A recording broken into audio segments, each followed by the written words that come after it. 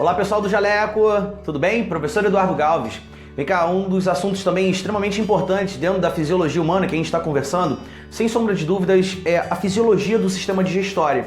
Extremamente importante não só para a galera que vai seguir a área de gastro, como a galera de clínica médica, clínica geral. A gente tem muito histórico de pacientes que têm atuação e entrada nos prontos-socorros com reclamações desse sentido. Pessoal, eu queria bater um papo com vocês rápido hoje sobre a relação entre a produção de suco gástrico e um fenômenozinho muito comum chamado de maré alcalina. Aquela sensação de queda metabólica, sonolência que acontece geralmente pós-refeições, principalmente quando o indivíduo faz uma refeição muito pesada em carboidratos e gorduras complexas. Queridos, a produção de suco gástrico é extremamente interessante. Como é que ela acontece? Primeiro que o HCl, ele não é produzido no interior das células da mucosa gástrica.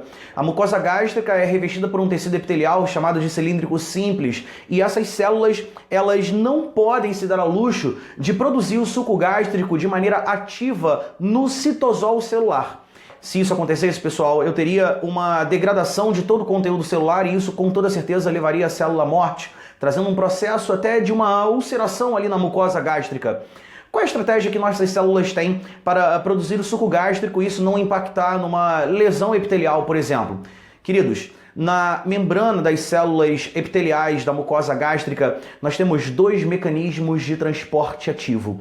A gente tem um mecanismo chamado de bomba de cloro, que vai bombear da corrente sanguínea íons de Cl- para o interior da cavidade gástrica, e a gente tem um outro mecanismo chamado de bomba de prótons, extremamente importante para a produção desse suco gástrico, que vai bombear íons de hidrogênio, H+, também da corrente sanguínea para o interior da cavidade gástrica.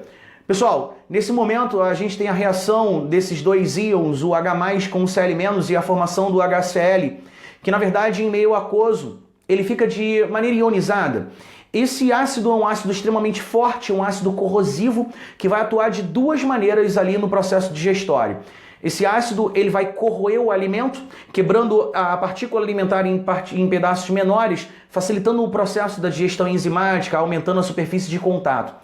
Além disso, esse HCl ele tem uma ação extremamente importante na conversão de um peptídeo chamado de pepsinogênio, que é secretado também pelas células da mucosa gástrica no interior da cavidade gástrica, que é um peptídeo inativo. Ele não faz nada, ele não atua na digestão.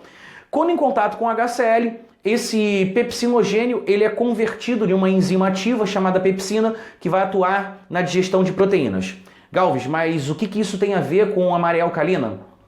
Pessoal, o que eu falei que essa célula está fazendo? Essa célula ela está atuando no bombeamento de Cl- e H+ para dentro da cavidade gástrica, vindo lá da corrente sanguínea. Da corrente sanguínea, se eu tiro íons de H+, o que acontece com o pH? É só a gente lembrar da teoria de ácido-base de Lewis e Arrhenius. A gente sabe que quando a gente retira hidrogênio de solução, eu tenho uma elevação do pH, e esse pH, que é um pH fisiológico sistêmico em torno de 7,4, ele começa a ser levemente elevado. Com isso, eu tenho uma redução da atividade basal das enzimas de todo o meu sistema, e como consequência, eu tenho uma redução da taxa metabólica, trazendo esses sintomas que a gente tem de sonolência, uma lentidão, aquele soninho pós-refeição, tudo isso numa situação de normalidade quando o indivíduo tem uma refeição. Beleza? Uma outra pergunta que a gente tem que solucionar é por que o ácido clorídrico ele não corrói a parede da mucosa gástrica se ele destruiria a célula se fosse produzida no seu interior? Queridos, essa resposta é muito simples. Um outro grupo celular secreta um mucopolissacarídeo na parede do estômago chamado de mucina, que tem uma ação de proteção do ácido clorídrico e da pepsina com relação às células que revestem o estômago. Beleza? Pessoal, espero que vocês tenham gostado. Não sai daí e eu tenho certeza, a gente se vê numa próxima. Grande abraço!